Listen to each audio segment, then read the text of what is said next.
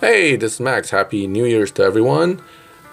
I've decided before going into 2018 to go ahead and take down Shax. I am completing the final race of the ladder to make sure my car is ready. As I said in each video for each tier, if you can complete the first series of ladder races, the final race time, if you can beat it by even a small margin, generally you're pretty safe to take on the boss for his car. So my car is built from the T5 prestige car for the season, the 570 VX. I was very fortunate to pull this car as a prestige car and was able to build it up using cars you can strip. So again, if you can beat the final ladder race by a decent margin like I am doing, you should be fine to take on the boss for the final run. However, you should always run a few tenths quicker than anything you see in the ladder race just to be safe, because the Pinks race is going to be tougher than even the final ladder race. However, we know at this point, given that I beat the final ladder race by a decent margin, that I should have no problem taking down Shax.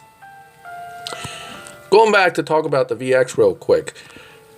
I pulled the VX as a prestige car. It is actually a very good T5 car to pull because McLarens, Lamborghinis, and Ferraris you can buy in the dealership. You can buy the 570S, you can buy the F12, and you can buy the Hurricane. So when you have a star version of any of these cars that can be bought, it's a very good car to have.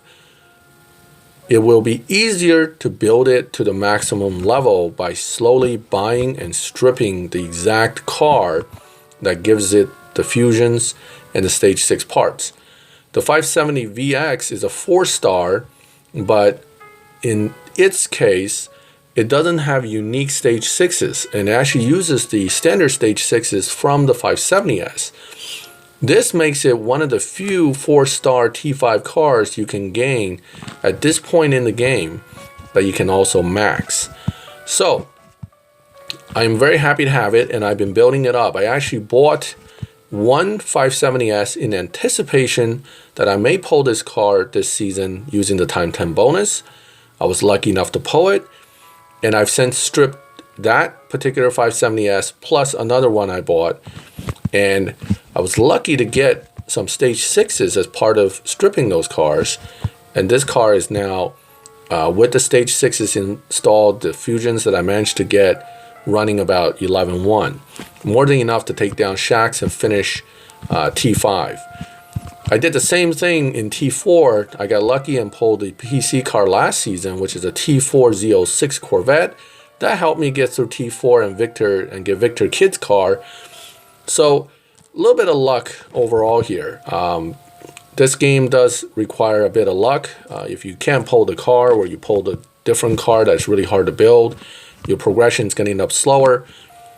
I was lucky. I kind of got the right cars at the right time with the right parts.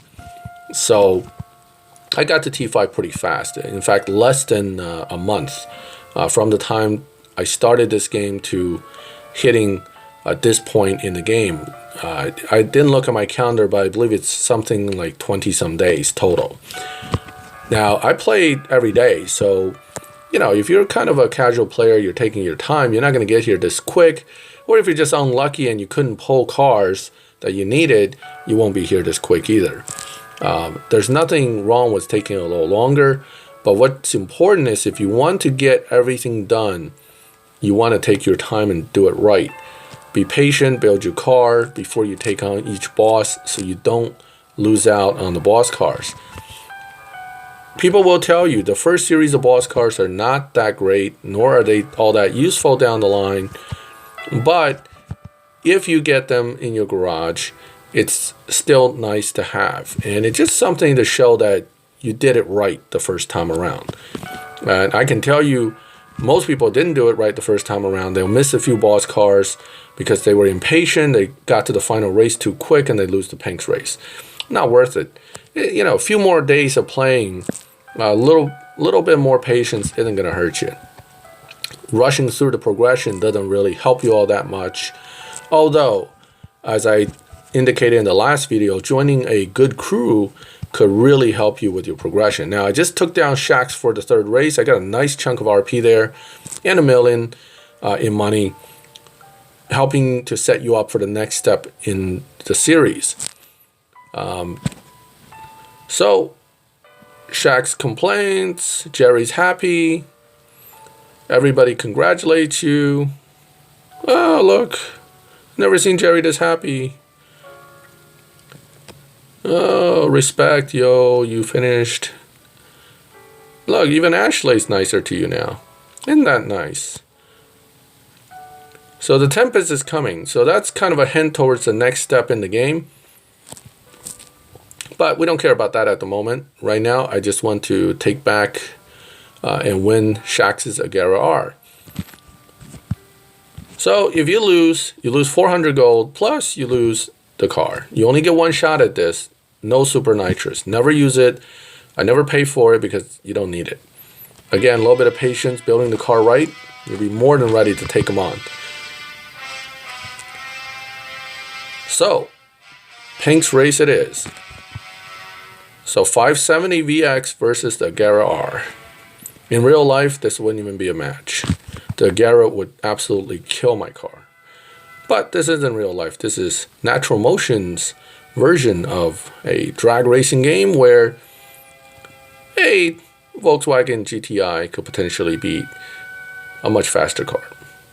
Hey, nothing wrong with that. So VX takes the win easily. 11-1. So you know that Shax runs 11-9-5-7 in the final run. It'll run 11-9 something something. It's a low variance depending on who's playing.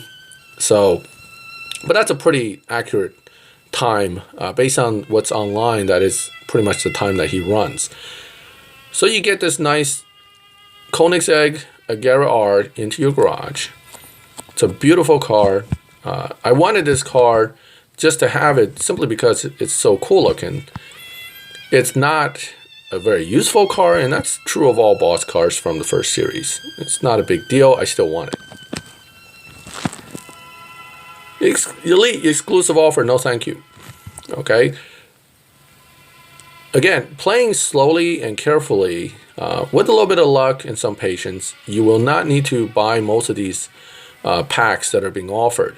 Particularly because the cars they offer are no-star cars. I don't see any point in buying them when I can buy them from the dealership for in-game money that I can earn by playing. The gold and the extra money would be useful if you have no money, but I have 2 million right now and have already earned up 2,500 in gold after 50 levels. So there's no point to buy the gold. Here we go, the Tempest. This is the next storyline progression. You have to beat this guy. I forgot his name. I don't really care what his name is, to be honest. I'm 7 foot tall and you're in the big leagues now. Woohoo! I don't know what his being 7 foot tall has anything to do with being in the big leagues or racing, but hey, that's what the story says, so. I even think a 7 foot tall guy would fit in half of these hypercars, but whatever. Okay, who needs cash anyway? Well, I do, damn it. You just cost me $1 million and I still only have a license. This is just to get you the chance to go for the license. So there are 5 licenses, 1 for each tier. So what does this mean? This means you need to use 5 cars from 1 from each tier.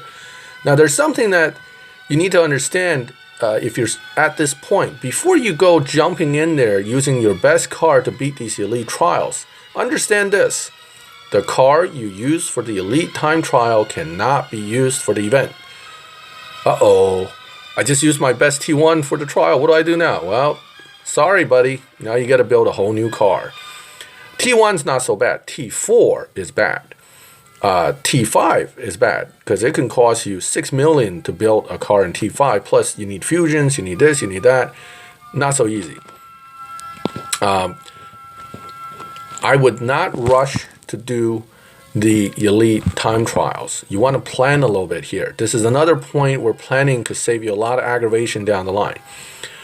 Here I have my 5 cars I used to beat each tier. And I have that BMW coupe that I plan to use for all elite events already put in the first garage. So KJ's car is not going to progress all the way through to complete the Tempest series. One is that it's kind of reached its potential until I get lucky and get some epic fusions from Toyota, which comes very slowly. I'm not going to worry about keeping it for long-term use. I'm going to use it for the elite time trial because it will beat that. Using it for that will allow me to kind of progress forward with the elite trials. Plus, it'll get a 10% elite bonus for RP generation, which is nice if you use it in live racing. And I did use this car quite a bit in live racing before I hit T5. Once you kind of progress past into the higher tiers, most likely your live racing will be done with higher tier cars.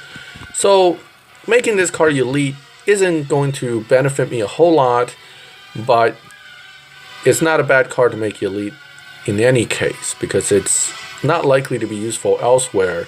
And at least for this elite trial, it's worth it to use this car. And it beats the 12.1 without a problem. So that's 1 down. We got T2. It's in between ads. So what the T2 does is, if you look, the license, here you go. It pops into the license. There's your T2 elite car. It is now locked out of the actual Tempest event. So you still have 4 more to go. And you have to kind of think, do I have enough cars here to do this? Because if you don't, you may want to go ahead and play a bit and try to get some new cars built before you really push into the Tempest event. Same as when you first started, you're not going to have all the cars ready. So do some live racing, do the milestones with your crew, and just kind of do the map stuff every day. It'll help you get there. Okay, this car has permanent freshness. I just added that. On top of that, now has a 10% elite bonus. Okay, so there you go. Freshness, elite bonus, rear car, and your crew bonus all applies when you race this car to get RP. So it has a nice RP bonus overall at this point. That extra 10% can be critical down the line if you have a nice car that you plan to use all the time in live. When we get to maybe Tempest 2, I'll discuss that in more detail. But at the point where you're hitting Tempest 1, your car choices are likely limited. So you want to use something that, might be useful in the future, but definitely do not use your best car of the tier at this moment, because you're going to be stuck waiting a long time to progress through. I just showed you the Hurricane and the Boxer are probably the best cars for the Tempest events for their respective tiers. The Boxer unfortunately takes a while to build. I also have a 2-star RS5 coupe, which I plan to build up and transfer potentially the parts from the no-star to it. I haven't decided yet which way to go on this. I certainly don't want to make a no-star car elite. It doesn't help much. But if I make the star car elite, I have to be sure the no-star car will make it all the way through the event without a problem. So here I managed to pull from Bronsky a 2-star RS5 coupe. Again, I kind of lucked out here because I have the other RS5 coupe with all the parts that I can transfer over to this. Yes, it'll cost me a bunch of gold, but it's not like the gold's going to be all that useful in the long run for anything else. Here, Shax's car that you just got, this boss car, it comes basically with all stage 6s and even stock. Getting it stock like that with no fusions installed, I believe it will beat the T5 time trial. Yep, 12.5. I believe this car runs 11.9s. Remember when we raced it? Maybe 12.1, but it's certainly faster than 12.5. So why not make use of the brand new car you picked up from the boss and get yourself a head start on the T5 time trial. This car, I believe, does not tune the transmission. It just hurts it, doesn't help it. Let's tune the tire first. put that somewhere where the points are high, and then I'll go back to trans and see if tweaking the trans does anything positive. Now you see how the Evo keeps going down. If you put it back to right where it started, it's the highest you're gonna get. So quick dyno 11962 should be more than enough to take care of the elite trial. So I'm gonna go take this car out to elite trial. Now this car is not a bad car. Some people do use it in live. What I found is that it just doesn't generate good RP. It can be set up to win, especially with some fusions added. T4 is always the biggest struggle for me. I don't know why, but it's just hard to get a good T4 car for one, and they take a while to build to the point where they can beat stuff. So even for the elite, I mean, I'm not going to want to burn up the Z06 at this moment. Maybe I will. I'll make the Z06 elite, but that means I have to get another T4 car because that's the only one I have that I have built up so far. So starting to kind of get to the long haul here. Once you get past the initial 5 bosses, progression will slow down. It's meant to do that to keep you playing. I have no problem with it. I enjoy playing the game, and grinding a little bit doesn't bother me. I mean, there's pretty much no video game out there that lasts longer than a day that doesn't require some kind of grinding. So I'm just going to do what I have to do. Get the T5 license. Trial passed. So I got 3 more to go, and I'm going to have to wait on those. It's going to take a little while before I can get to that point. And once I get there, I will update with an additional video. So until then, it's basically back to building cars. Again, 10% elite bonus for getting the elite trial done. But now this car is also locked out from being used in the Tempest events. A quick review of my garage says I got quite a bit of work to do here.